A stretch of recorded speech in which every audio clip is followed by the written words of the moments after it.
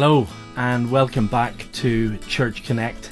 My name is Martin Erwin and I'm the CEO of Counties. Church Connect is a great way to help connect church leaders to some of the great things that are happening, that are available in the country, a great resource to share ideas and to discuss some of the challenges that are facing churches today, particularly in light of the Great Commission. Counties' mission statement is making Jesus known across the UK. And actually that is carried out in partnership with local churches and through equipping local churches so that you, in your church, in your community, might be better able to make Jesus known. We also work with partner organisations and our friends right across the church in the UK. And one of those organisations that we associate closely with is called Partnership. Partnership is a network of churches, and much of their work is focused on resourcing regional coordinators. And I'm delighted that on Church Connect today we have 3 of those regional coordinators sharing some of their story with us. First of all, Andy Dykes is going to tell us about some of the work that he is seeing God do on the Wirral and in the northwest of England. Secondly, we've got John Jenkins, who's the London coordinator. John works quite closely with us too in Counties in a programme called the London Hub, where we're seeking to support churches to look at ways to bring about revitalisation, replanting churches that are closing, that they might be planted and begun again. And John is a great friend to church leaders. He has a remarkable way of networking with people. I don't know how he's doing that in the pandemic without access to lots of coffee shops. And then finally, Simon Ladd, who is the East Anglia, East of England regional coordinator for Partnership. Simon has developed a programme to help churches to consider how God might, by his Spirit, bring revitalisation and renewal to them. And Simon's programme is called Renew. And at the end of our time on Church Connect today, Simon will tell us a bit more about Renew and where you can find it. And fantastically, it's a free resource. It's great to get free resources. So I'm going to engage with you after some of the segments on today's Church Connect. I hope you find it informative. I hope you find it encouraging. Most of all, I hope you find it inspiring, that you and I, as we listen, as we engage, may go from here to do better and perhaps to do differently, that we might go into the world and make disciples. God bless you. I'll see you in a little while. Here's Andy Dykes. Hi, my name's Andy Dykes and I'm the North UK regional coordinator for Partnership. What I do want to do is to share with you the work that I'm engaged in, really, in terms of helping churches to become and transform to becoming missional churches. So how a church begins to think less inwardly and more outwardly in terms of mission. So if I take you on my own journey, I grew up in a Brethren church that were planted for 20 years before I got there, and they were in a community that was quite a poor community, but everyone who came in was from elsewhere. Not everyone, but almost everyone was from elsewhere. And so the car park would be full of all these big cars of folks who, when we'd all come in there, and would be full. And sometimes we'd be monitored, because sometimes kids would throw stones at the cars and things like that, so we'd scratch them. And then we'd all go back to wherever we came from at the end. And we'd come back for meetings during the week, and we were very committed to those meetings, and it was a blessing to be part of that fellowship. But one of the things that was interesting is when I became a Christian about the age of 17, I wanted to reach people on the estate with the good news of Jesus, and so I began to do that, and quickly discovered that to them, looking at our church, they were saying, well, it's you're not here, you're not part of us. So I'm saying, well, we're right in the middle of the community. And I said, well, you drive in, you drive out, you have no relation to those of us who are here. You don't understand our lives, you don't know what it's like to live in this area, you don't understand our problems, etc.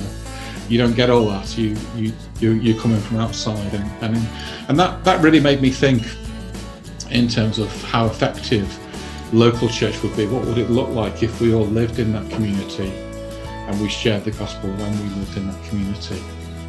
So that was something that stayed with me, and it's always been with me. The second thing is that in terms of outreach, often we focus our outreach on a building.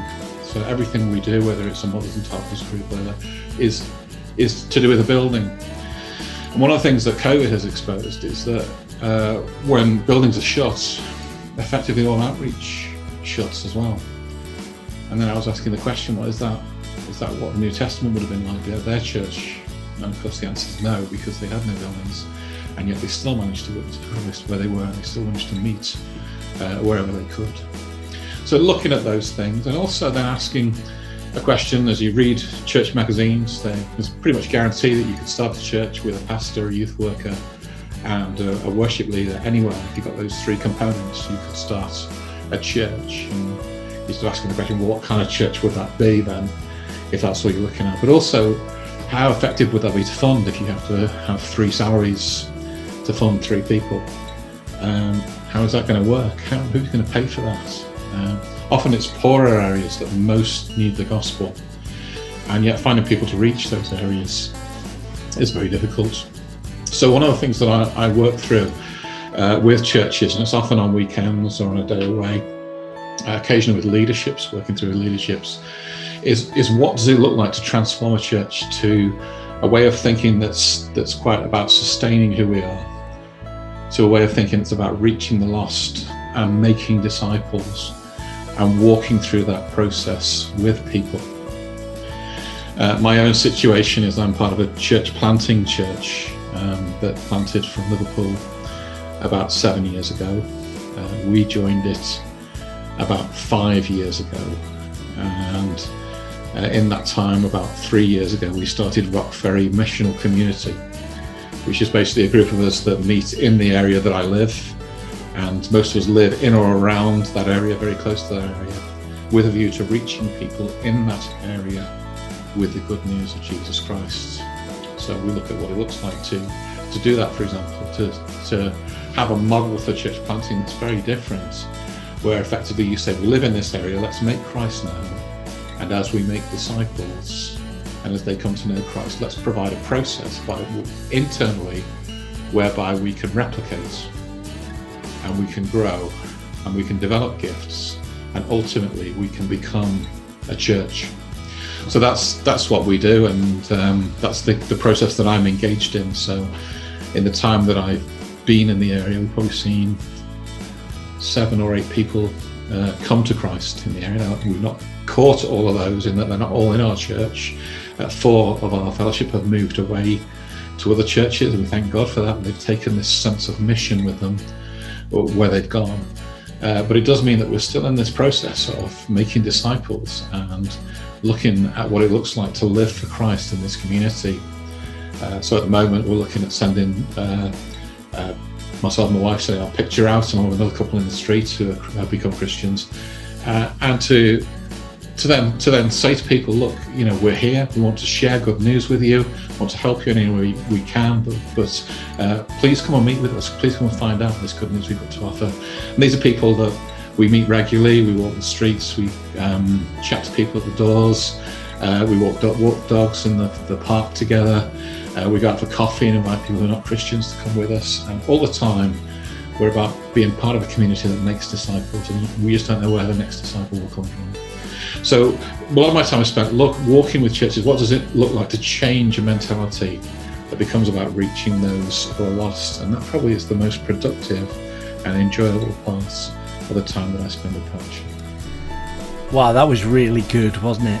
I've actually written down, I've got my notebook here, and I've written down some of the things that Andy said. And in fact, what struck me was some of the really pertinent questions that Andy asked.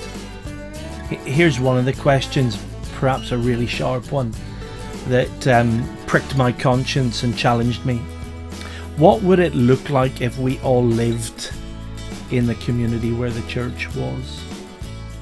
What would it look like if we all lived in the community where the church was? Many of us have a loyalty to a church that our parents or grandparents went to, or a church that meets our particular flavour or style of worship or of preaching of the Word of God. And we're prepared to travel miles to be at that church. But when many of these churches were began, whether they were evangelical churches or gospel halls or chapels or another church, they began with people from within the community. They built up around that community. They represented that community.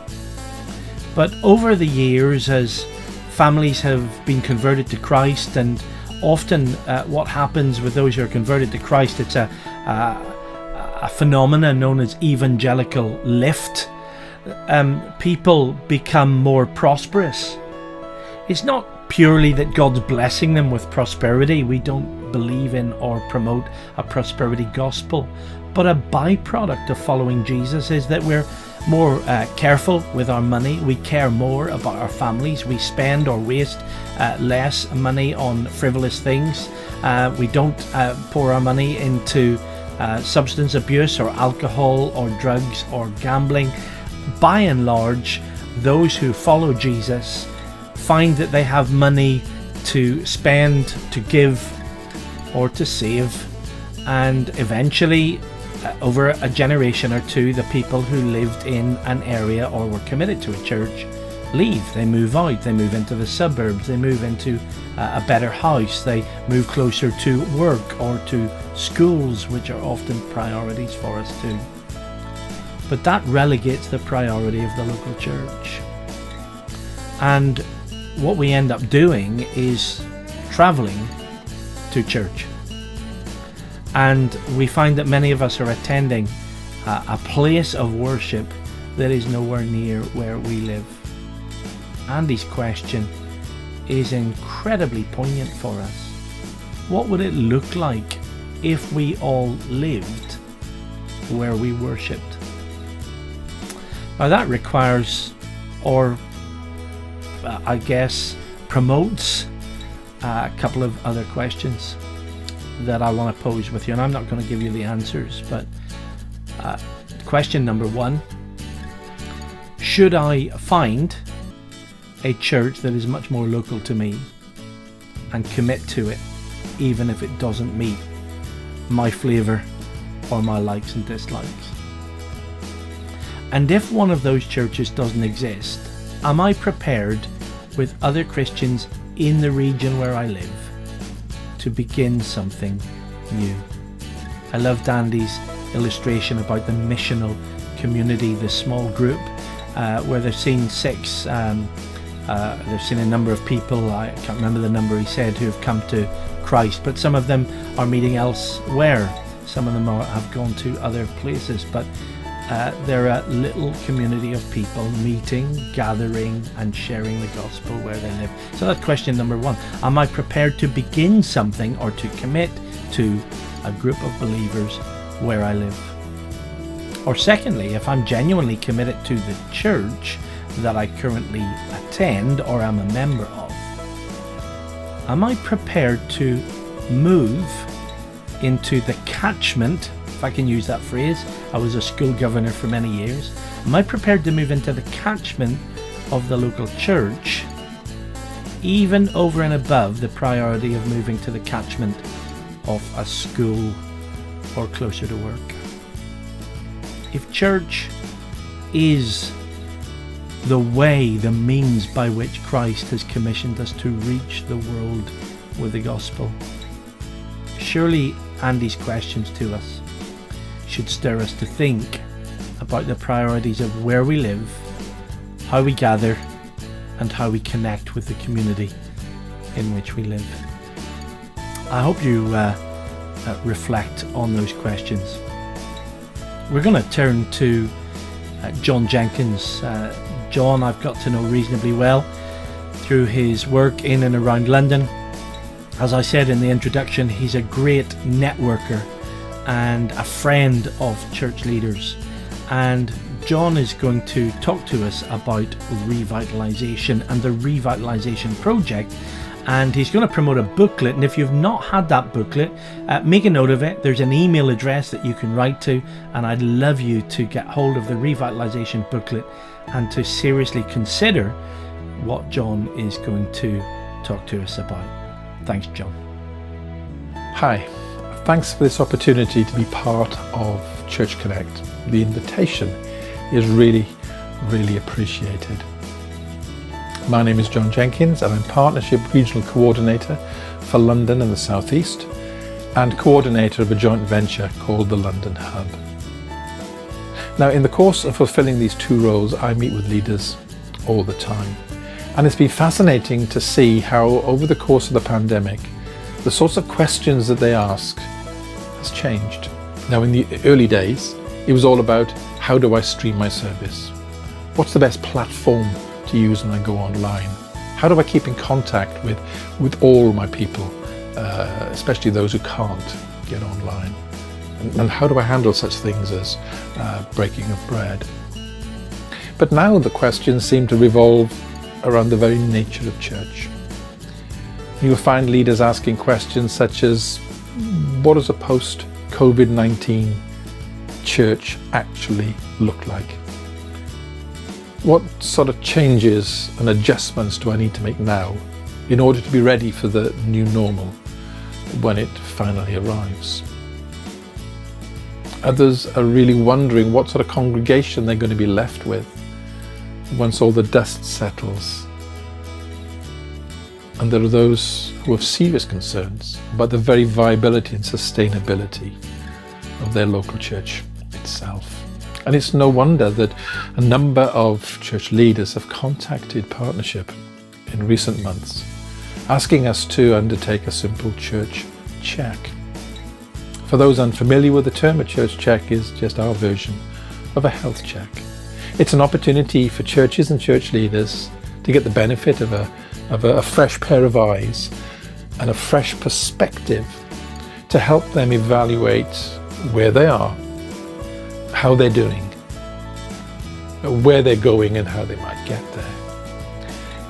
Indeed, it might be something that your church might benefit from. How does the process run? Well, it normally starts when a church leader contacts either a regional coordinator or Partnership Direct with a general inquiry asking for some help. And the first step is to send out a simple survey, a simple but comprehensive survey that gives us a snapshot of where the church is at right now. It asks questions about the demographics and the size and the structure of the leadership and the activities, just things like that to give a general overall picture. And then the second step, once that form has been returned and reviewed, is to allocate an advisor, and that advisor would then arrange an initial meeting with the leadership of the church.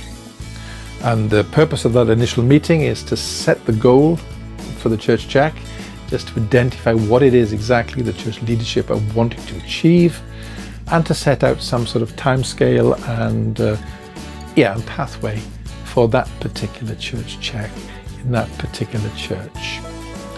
And then the third step is the church check itself. Now, the church check might vary depending on who the advisor is and the church involved, but there are a number of common elements, and the purpose of the church check is to gather data both from the leaders and from the congregation, to then get and evaluate how the church is doing. And to do this, the advisor would use probably a series of one-on-one interviews or fun questionnaires, or some of them quite serious questionnaires to gather data. Now, normally we would do this face-to-face, but in lockdown, these interviews and interactions will probably take place online via Zoom. Then the fourth step, after the data has been gathered, is for the advisor to review the data and evaluate the data and produce a simple report with some simple recommendations, which you will then present to the leadership of the church. And then the next step is down to the leadership themselves. The leadership then decides where this church check goes from there. They might review it, take on board the recommendations and decide that they can then action them themselves, Or they might have further conversations, which would be a sixth step, with the advisor to work out ways in which there could be an ongoing conversation and a journey together through the outworkings of the report. What do you need to do? Well, it all depends where you are. If at the moment you think your church would value and benefit from a health check, and you don't have to be a small church, large churches can benefit from health checks. In fact, most churches ought to have some sort of check maybe once every 5 years. If you think you want just to refresh your vision and your mission and review your strategies and your structures and where you're going, why not contact Partnership? Why not just ask for a simple church check? We'll get a questionnaire out to you and we can start the ball rolling. If you're in a congregation or a church where you already know that the situation is quite serious, and maybe you are one of those having those serious questions and concerns about the viability of the church, then I would say contact us at Partnership. Ask for a copy of this booklet, Church Revitalization. It's a simple booklet, but it sets out a number of options, ways forward, which might help you as a church to evaluate where you go from where you are. But whichever you do, a church check is a starting point. So if you want some help, just drop us a quick email at info@partnershipuk.org and we will be more than happy to start a conversation. John asked a number of questions as well, didn't he? He said that church leaders at the beginning of the pandemic in March and April 2020 were asking questions like, how do we do stuff? Like, how do we get online? Do we use Facebook?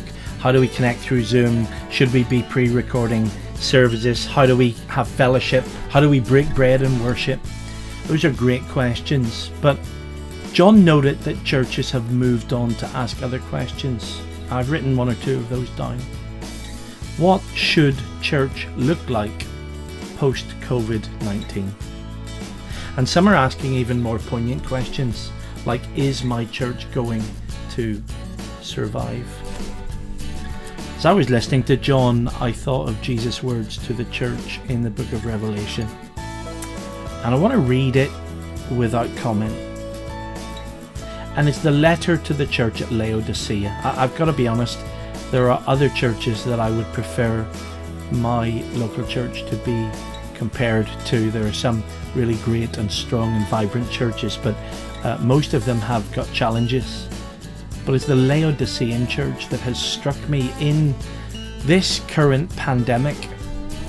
Is it possible that God is exposing the main weakness of the Western Church? Write this letter to the angel of the church in Laodicea. This is the message from the one who is the Amen, the faithful and true witness, the beginning of God's new creation. I know all the things you do, that you are neither hot nor cold. I wish that you were one or the other. But since you are like lukewarm water, neither hot nor cold, I will spit you out of my mouth.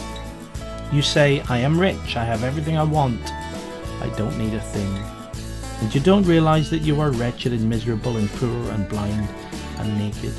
So I advise you to buy gold from me, gold that has been purified by fire, then you will be rich. Also buy white garments from me, so you will not be ashamed by your nakedness, and ointment for your eyes, so you will be able to see. I correct and discipline everyone I love. So be diligent and turn from your indifference. Look, I stand at the door and knock. If you hear my voice and open the door, I will come in and will share a meal together as friends. Those who are victorious will sit with me on my throne, just as I was victorious and sat with my Father on his throne. Anyone with ears to hear must listen to the Spirit and understand what he is saying to the churches. What a challenge to us. Is it possible that in this season God is exposing in our own hearts and in the life of our church that we have thought ourselves to be rich, particularly in the West, perhaps particularly here in the United Kingdom. We think we've got it sorted, but this pandemic has exposed that we are naked. And Jesus says, you are neither hot nor cold. I wish you were one or the other, but you are lukewarm. And then there's a phrase that struck me. Let me just reflect on it. I advise you, buy gold from me, gold that has been purified by fire. Is it possible that we, as God's people, the church, are being forced to go through a purification process as we travel together through the pandemic? Do you know there's hope in that? There's hope in that. John Jenkins talked about revitalization. And now Simon Ladd is going to talk about a little program that he's put together with partnership called Renew. I am so encouraged that even to the church at Laodicea, Jesus says, come to me. Come and receive gold from me, purified in the fire. Come and be clothed by me. And it's to that church that Jesus says, I stand at the door and knock. If anyone hears my voice, opens the door, I will come in. Maybe we've been carrying on too long without Jesus at the centre of and as Lord of all we do in the local church. Maybe now is a great opportunity as we reflect on where God is leading us and what He's challenging us to do, to make sure that we make the first things first, make priorities of the things that God has made a priority, and let's make what we do about bringing glory to Jesus through bringing the gospel to people who don't know Him and seeing renewal and maybe even revival come in our day. Here's Simon. When the first Renew introduction was made, not a single frame had been shot. It was just a dream. But now it's done and ready to go. The tagline of Renew is Bible principles and practical steps towards church revitalization. It's a series of 5 videos. They last about 15 minutes each, and there are notes and leaders' notes to go with it. It's designed with leadership teams in mind, but it can certainly work in home groups, or it can be done with the whole church. But in that case, it works best if the leadership have been through it together first. It's free.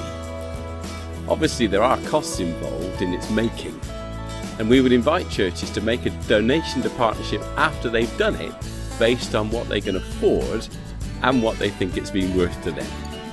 But we don't want anybody to miss out on this resource because of money. There is an introduction and then 5 sessions. Churches choose the pace at which they go through it. Some churches are doing it over 5 months, and some churches over 5 weeks.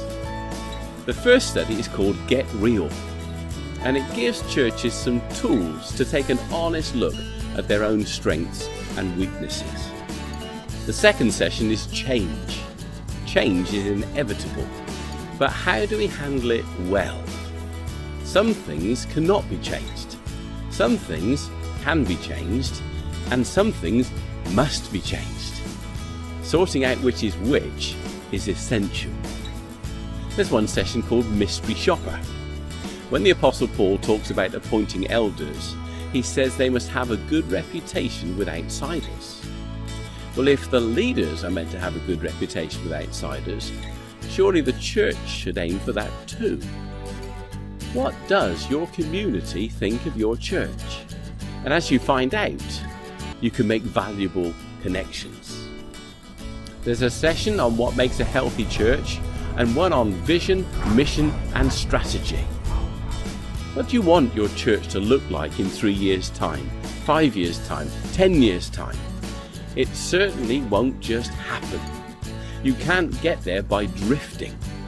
What resources do you need and what steps need to be taken to get from where you are now to where you want to be? So Renew is for everybody who is concerned about the spiritual life and vitality of their church.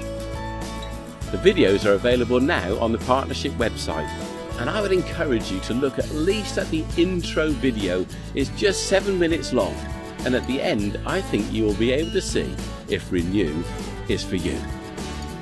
You can find the video at partnershipuk.org, go to the resources tab at the top, and Renew is in the drop down. Future series are planned, but we are at the development stage right now, and what we really need is a wide range of churches to try it and give us some feedback so that we can make sure that we really are dealing with the most pressing issues that the churches are facing in a way that is biblical, relevant, encouraging and practical. Renew. Bible principles and practical steps towards church revitalization. Well, thank you, Simon, and thank you to all our contributors. Partnership are an organisation that you can join as a church or as an individual, and you'll receive publications and have the opportunity to receive support from the regional coordinators who we in counties are now seeking to work more closely with as we establish stronger networks and relationships across our United Kingdom to equip God's people, to equip you in your local church to make disciples, to make Jesus known, and to see people grow as disciples of Christ. So may God bless you. Thank you for joining us on Church Connect today. Don't forget, Life Connect devotionals are every weekday, Monday to Friday, and Church Connect will be back at the end of February. God bless you. Take care and share this with your friends. See you soon. Bye.